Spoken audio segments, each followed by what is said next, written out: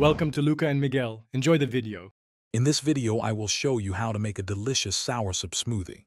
First, let's gather our simple ingredients. You'll need about 1 cup of ripe soursop pulp. 1 cup of your favorite milk, dairy or non-dairy works perfectly.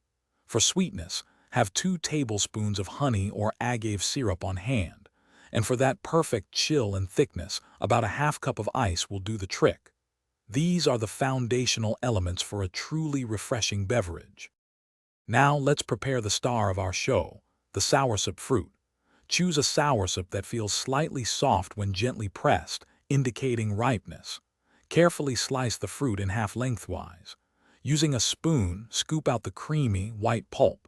It's crucial to remove all the dark, inedible seeds at this stage to ensure your smoothie is wonderfully smooth and enjoyable. Take your time with this step for the best results. With your soursop prepared, it's time to blend everything together. Carefully add the soursop pulp, your chosen milk, and the 2 tablespoons of sweetener into your blender. Next, toss in the half cup of ice cubes. Secure the lid and blend on high speed for about 1 to 2 minutes, or until the mixture is completely smooth and creamy. If necessary, pause and scrape down the sides to ensure all ingredients are incorporated. Your refreshing soursop smoothie is now ready to be enjoyed.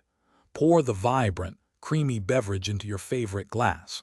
For an extra touch, you can garnish it with a fresh mint sprig or a thin slice of soursop. This smoothie is best savored immediately to experience its full flavor and nutritional goodness.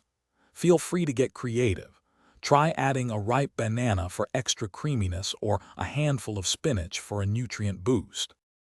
Thanks for watching and please subscribe. It's the best investment you'll ever make.